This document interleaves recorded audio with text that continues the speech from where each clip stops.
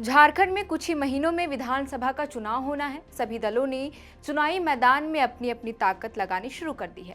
इसी कड़ी में झारखंड में सत्ता की वापसी की आस लिए भाजपा ने विधानसभा चुनाव में पूरा जोर लगा दिया है। बता दें कि भाजपा विधानसभा चुनाव की रणनीति लोकसभा चुनाव के परिणामों को देखते हुए बना रही है, क्योंकि भाजपा को 8 लोकसभा सीटों पर मिली जीत और 52 विधानसभा सीटों पर मिली बढ़त से पार्टी के हौसले बुलंदी पर है। इसके अलावा लोकसभा चुनाव में आदिवासी सीटों पर भी मिली हार के कारण इस बार के चुनाव में भाजपा आदिवासी कार्ड खेलने पर खूब जोर दे रही है। इतना ही नहीं, झारखंड में सत्ता की चाबी वापस लेने के लिए बीजेपी ने 26% आदिवासी, 16% कुड़मी और 14% दलित के साथ साथ ओबीसी वोट बैंक को साधने का प्लान बना लिया है।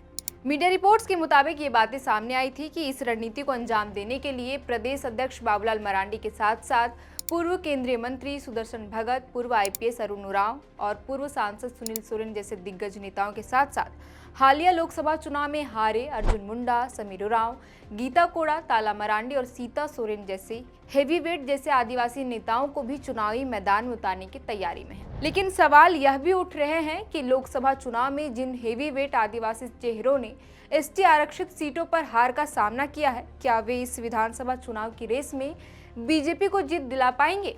हेवीवेट आदिवासी नेताओं में झारखंड के सबसे बड़े आदिवासी नेता अर्जुन मुंडा को माना जाता है। बता दें कि साल 2019 के विधानसभा चुनाव में भाजपा का आदिवासी सीटों पर कुछ खास प्रदर्शन नहीं रहा था और हाल के विधानसभा चुनाव में भी एसटी आरक्षित सभी 5 सीटों पर भाजपा को हार का सामना करना पड़ा। इसके बाद से ही पार्टी आदिवासी मतदाताओं के बीच पैठ बनाने की रणनीति पर लगातार काम कर रही है। इसी कड़ी में भाजपा के झारखंड चुनाव प्रभारियों के साथ साथ बड़े दिग्गज नेताओं का झारखंड दौरा भी शुरू हो गया है।